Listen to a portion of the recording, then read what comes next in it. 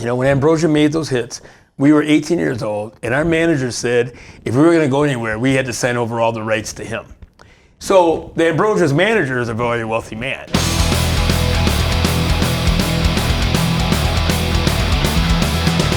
Hey everybody, welcome back to Words of Fang. We are here at the Between the Waves Fest, btwmadison.com. Check it out. Plan your flights, plan your hotels. You gotta get here. This is an incredible, amazing fest with so many amazing speakers, so much knowledge going on here. So if you want to see the entirety of all the uncut episodes that we've filmed here, go to patreon.com/Lords of the Trident. Spend $1 and you will get all of the unfiltered knowledge, all of the goodness. Now I know a bunch of you bands out there are saying, Fang, how do I get into Summerfest? How do I play Summerfest? Well, we just so happen to have the man to ask that question, Mr. Vic Thomas. How you doing? I'm doing very well. Great to see you. Great to see you. Thank you for sitting down with me. Sure, no problem. So you just spoke at Between the Waves. What did you speak on? Well, it was basically, the title was Keeping Entertainment Fresh at Summerfest. So it was a little bit of Summerfest history, how do we got to where we are. And then I took some time at the end to talk about specifically if you want to play Summerfest, but I wanted to make it more general. Yeah. Just how you would do any festival. So speaking of the history of Summerfest, let's talk about your own history. For the people who are unfamiliar with Vic Thomas, can you give us a little bio, a little breakdown of the accomplishments? I actually was very lucky enough to start at Summerfest when I was in high school, 1974. I have been there. There's been a couple of breaks, but for the most part, it's about 43 something years. When I started, of course, like almost anybody when they start something, I started on the very bottom. I was in the grounds crew. I was lucky enough, and it was very lucky, they were looking for someone to work backstage, and I literally walked in the door when they said, well, what about him? And just like that, it's luck. It was just luck. Oh my gosh. But with that, I've always had somewhat of an entertainment background. I played drums, percussion. When I was in college, I worked with the student activities, so I did a lot of setting up rooms. All of those things that come from being with the activities department, as far as getting acts, setting up acts, making a schedule, all of those things, actually putting out a plan as far as how we're going to go from event A to event B to event C. All of that was kind of like just basically test run for the things that I did. I also was in the Air Force for a few years. And with that, did a lot of I was an officer and had to do a lot of organizational things, which, like a lot of things in life, those things that happened at one point in my life seem to come back into play into this part of my life. Yeah. And then just other lucky things. I was joking in the presentation, I've been there 43 years, which means I can't do anything else. But the reality is, during that time, I did a ton of things. I worked retail, I worked at Sears and the makeup company and the gimbals.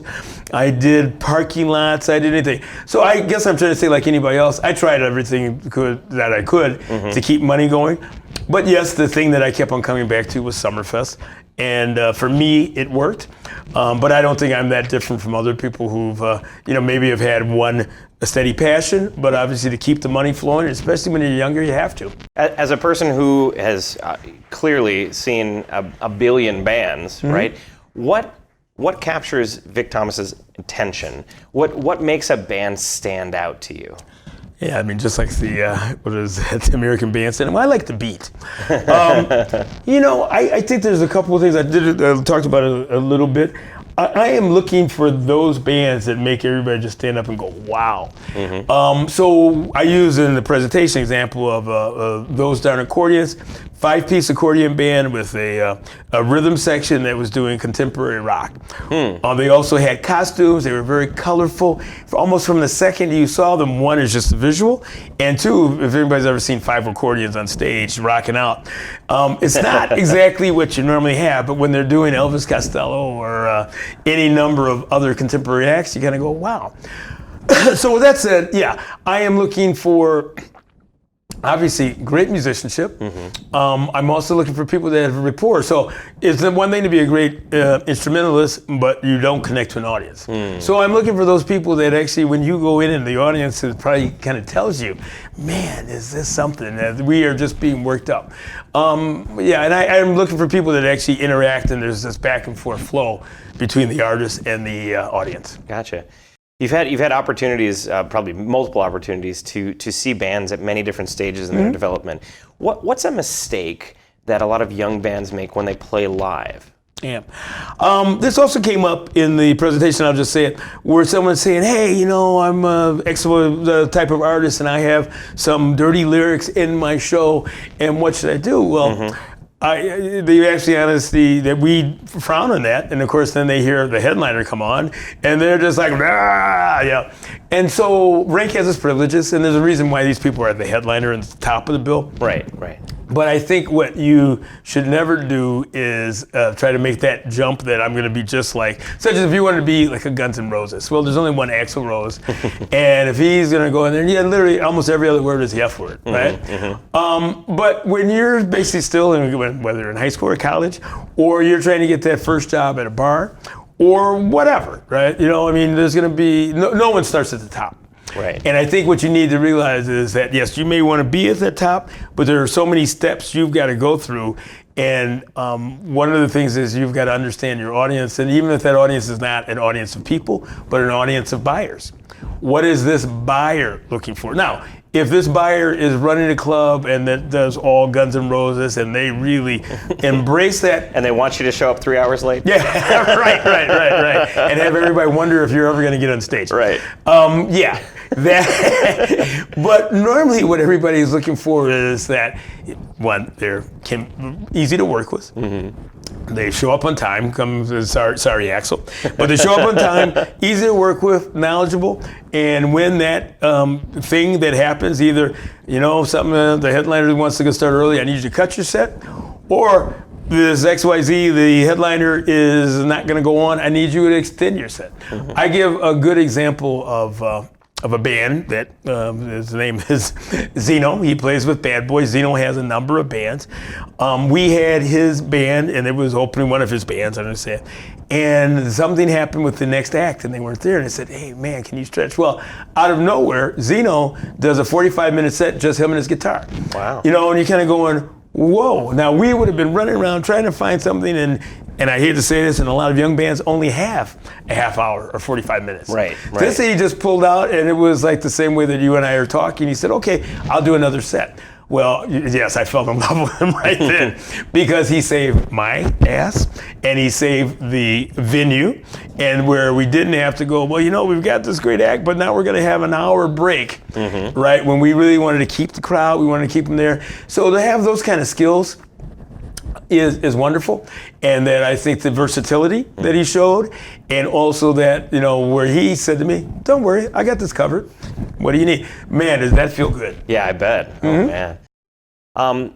I'm sure there's a bunch of younger bands out there that would say, you know, okay, we've got a couple sets together, we're ready to go. I just don't know how to approach, you know, booking. I don't know how to make that first step. I don't know how to craft that email. As somebody who has seen about 400 billion booking emails. Yeah.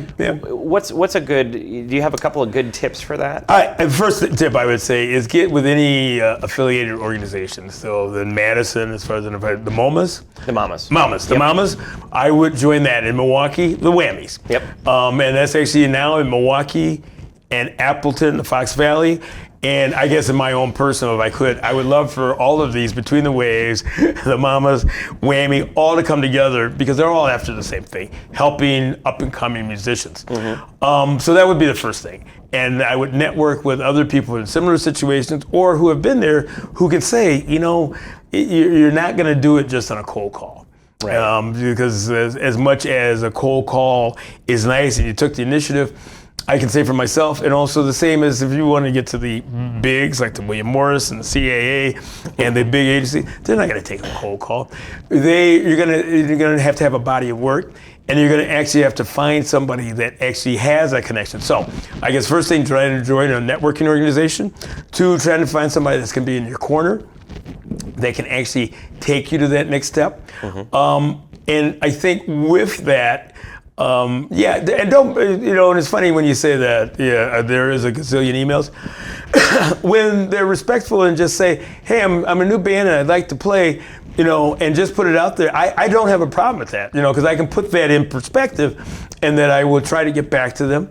I guess also never ever get a, hey, I've emailed you 5 times and you haven't answered, and what kind of work is this? And you just are, blah, blah, blah. Don't attack the buyer. Typically the buyer, and I'm not saying that because I think buyers are cool people, but just like anything in life, who buys anything from somebody who's berating them? Right. You know? Right. You're not. So you almost have to like smile and say, you know, I've sent you a few emails. I hope I haven't done anything wrong, but I just would like to play for you and get there. So when it's that tone, it's like, well, yeah, man, I want to help.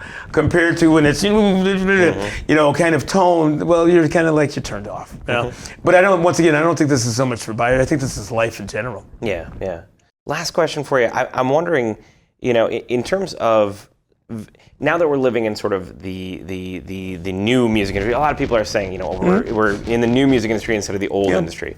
Do you feel like there are any vestiges of the old industry, like booking agents, labels, managers, that are still very essential to maybe a band that's trying to get on, you know, bigger tours, bigger festivals? Do you think any of that is absolutely key to have? It is, and even though as we talk about the industry's changing, yeah, there still is going to be those fixtures. And I think, let's say in management, I know a number of people who have managed people, and their abilities were only so much. You know, their resources, their networks, whatever. But they were able to take this person to a certain level, and I think it's the same thing. I mean, I would not. Well, one, I would always be interested in the kind of deal you sign with anybody. Make sure that it is actually advantageous to you and not to the manager. I will say this just real quick. There was a band, you may have heard of them, Ambrosia. Joe Puerta was in the band. He actually lived in Milwaukee for a while. He was one of the first people that I invited. I said, you know what? Instead of just having a meeting where we talk about very boring things, why don't we get people in the industry to come in and actually talk? And I was thinking, Joe, you know, because of all that great Ambrosia music, you must be rolling in the dough and all that money you made. And he just turned to me and said, you know, when Ambrosia made those hits, we were 18 years old, and our manager said if we were going to go anywhere, we had to sign over all the rights to him. So the Ambrosia's manager is a very wealthy man. And it's one of those things that's saying, you know, I need to have Joe come in and you tell this to basically these up and coming musicians, because everybody's going to say, well, you know, I'll take your publishing, or I'll do this, or I'll do that. I guess I would always be worried if you don't understand what somebody's talking about, that you make sure you do understand it. Right. Because how many musicians say, well, you know, I just gave him my publishing, or you know, he's got the songwriting credit on it. I wrote it, but he said this would be the best. That's just foolish, right? Obviously, that doesn't make sense. But there's probably more musicians that are in that position because we're so anxious and we're saying whatever it's going to take. And if you do believe these people who actually don't have your best interest in, so you need to do your homework there and talk to other artists and even other managers. But with all this said, yeah, you should not be afraid to use a manager / agent / even friend, and to the resource that they can. But then also understand that, you know, someone has, and it's a friend of mine, she has different times she's managed Johnny Lang, she managed Susan Tedeschi. She's very good, but she could not compete with a major. So she basically got these people in the position and ready, and then now, is that a thankless job or whatever? It is, but I think she also realized that she could take this person from A to B, but there's somebody else who's going to take them to Z. Gotcha. Right? But to understand that now, it's not that they once those artists left them, she keeps on working with artists, and I think all of us know none of these things are guarantees. There's going to be a variety of artists at different points in development at all time, and if that person can help you to get to that next level, enjoy it, but understand that this is not a lifetime. You know, you're going to move on, and so are they. Gotcha.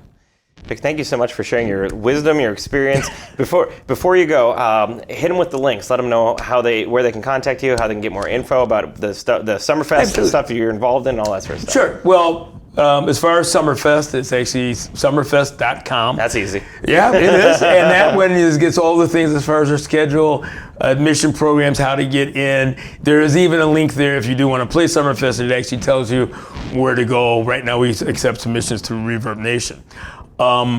As far as actually my email, because I don't have a problem with this, and my email is very simple. It's my first initial, last name, vthomas@summerfest.com. I won't promise you that it'll be immediate, but if you do, I'll say just send me an email and let me know that you're interested. I will do what I can. Keep it in mind, we all have our busy season and our slow. So right now, start of June, probably not a good time. I just don't have it. But when we get in that October, November, December, January, February time frame, that's kind of a slower. I would love to, and then I actually have more time to actually interact. Awesome. Thank you so much for all your time. If you want to see the entire uncut interview, all of the wonderful knowledge from Vic, go to patreon.com/Lords of the Trident and pledge just $1, and you will not only get this entire interview, but you'll get all of the, 17, 18 interviews we've done this weekend. And keep watching it here. Subscribe to the YouTube channel if this is your first time here. And stick around. We will have more for you coming up very soon. We'll see you next time.